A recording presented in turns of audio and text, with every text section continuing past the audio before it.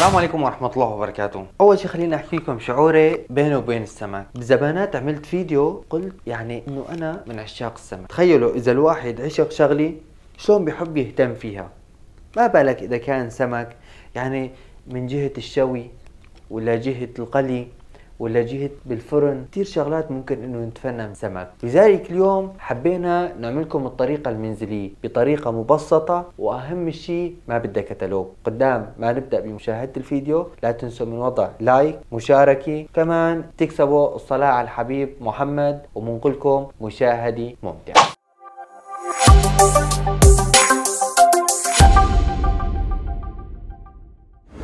هلا نحن وقت اللي بدنا هيك نعمل طبخة سمك بالبيت، على شو بدنا نعتمد؟ على شو بده يكون عندنا اساسيات؟ اول شيء بنعتمد على الشيء الاساسي، انه نجيب سمك ظريف، وهذا السمك يعد من الاسماك الغنية جدا بالزيوت. يعني اذا بدك تجيب السمك تحط لها بس ملح وتزتها على الشواي او تحطها بالفرن بدون ما تحط لها زيت، بتلاقي الزيت شلون هيك عم ينزل منها على كيف والزيت هيك يعني على كتر ما غني بالزيت انت راح تتفاجأ. لذلك اليوم اخترنا نوع السمك العجاج بالعربي او شبرا بالتركي. تمام؟ اذا حبيتوا تجيبوا نوع هذا السمك، هذا اسمه بالتركي شبرا بالغ، بالعربي اسمه عجاج. اتفقنا؟ مع هذا السمك بيعشق هي المكونات. زيت الزيتون، تمام؟ لازم نحط له شوية زيت زيتون ببداية الطبخ، كمون، فلفل حمراء، فلفل اسود، ثوم، ليمون، بصل وملح. هي المكونات سمكي. هاي السمك، نوع هذا السمك بيعشق هاي المكونات. اتفقنا؟ مباشرة خلينا نفوت بتفاصيل الطبخ. اليوم بدنا نعمل هاي السمكة بالفرن، ما رح نعمل على الفحم. طبعا الفحم الساعة بتطلع اطيب واطيب، ولكن انا مشتيها اليوم بالفرن. اتفقنا؟ اول شيء بنعمل، طبعا انا جايبها منظفة، تمام؟ شايفين فيها الجمال؟ تمام؟ انا ما علي الا اضرب بالسكين هيك، تمام؟ مشان اسرع عملية الاستواء من الطرفين.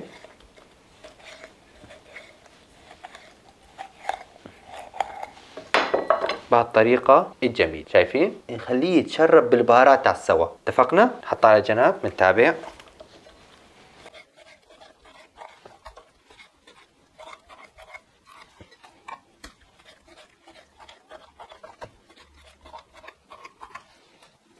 وهلق هيك بعد ما ضربناهم بالسكين، حززناهم بهالطريقة الجميلة، بنروح لمرحلة الصوص.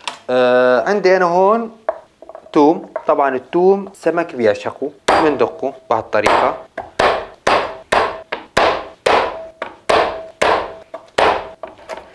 مفروم بالسكين.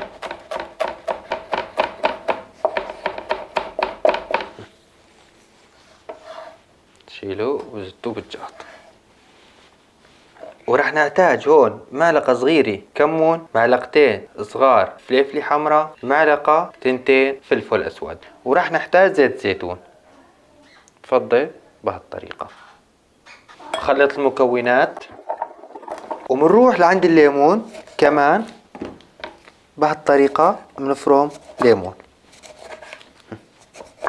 وبناخد كمان بصل نفس الطريقة، وبنجيب سمكة بنملحها. أول شي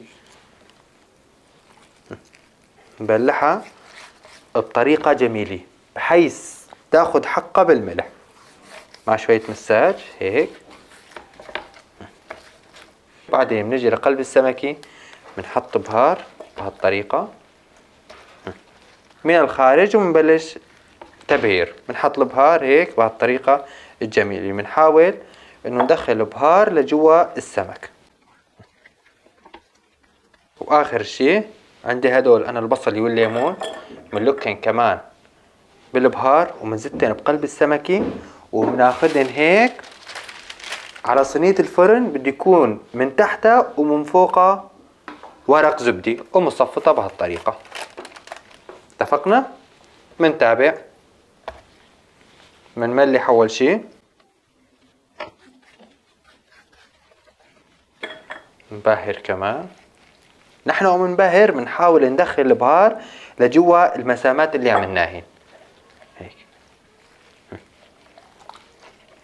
نفس الطريقة على تاني جهة. شايفين التوم شلون عم يتخلل جوا السمك؟ انا هذا المطلوب مني. نجي للداخل كمان نعمل هيك. ناخذ قطعة ليمون وقطعة بصل بنلكهم بالبهار هيك ومندخلن لجوا السمكة ومصفطة حبة واحدة. عليم هي زبطنا الوضع، بهرناهن وملحناهن وحشيناهن، شايفين بهالطريقة. هلا قوم بدنا نشتغل شغلنا، بدنا نغلقهن في شكل انه ما ياخذن هوا نهائيا.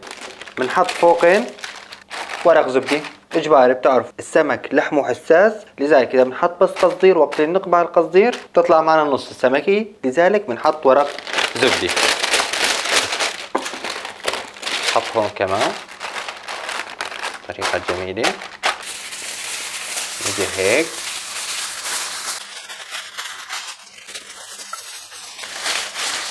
استخدام القصدير كتير مهم. اذا حطينا السمك بالفرن بدون قصدير فقط بيحترق، تمام، خصوصا على حرارة عالية مثلا ما بنتحكم، ما بنقدر نتحكم في الحرارة، ممكن انه يعني يحترق من برا ومن جوا ما يستوي، لذلك بنستخدم القصدير افضل إلنا وإلكم، وبنغلقهم بهالطريقة.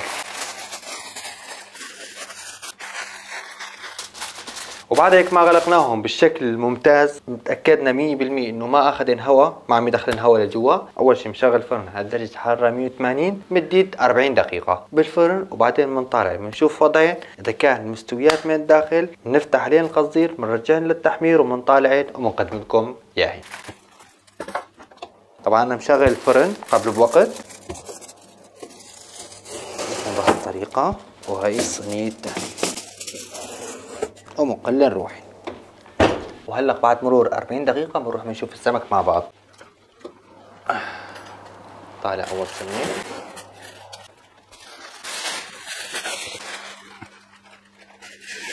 هذا هو الكلام اللي عليه علامات. سمك عندنا هون مستوي كامل، ولكن بدنا نعطيه هذا اللون الأشقر والأحمر. شغلة 10 دقائق 15 دقيقة وبعدين بنقدم لكم إياه. لبين ما يطلع السمك عنا عندي هون سنين 3 توم هيك. هذا الصوص خاص بالسمك، ليمون وزيت زيتون، ومنحرك ومنحطه على جنب. هلا بنشوف النتيجة. اسحب اول وحدة، شايفين اللون صار ما احلى؟ هذا هو اللون المناسب لاستواء السمك. هيك السمك بيكون صار عندي جاهز، بنشيله.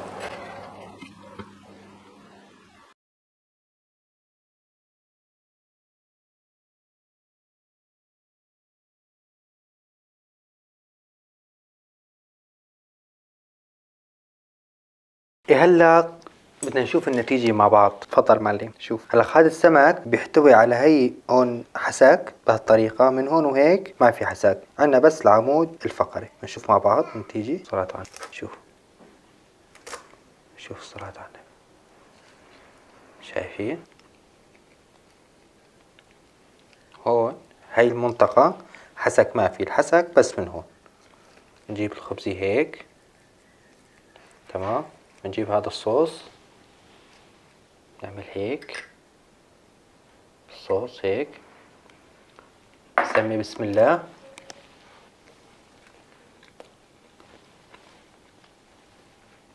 لك يا ويلو لويلو لقلبي، هذا السمك اللي هيك بيخليك فيك طاقة وحيوية وطاقة إيجابية 100%.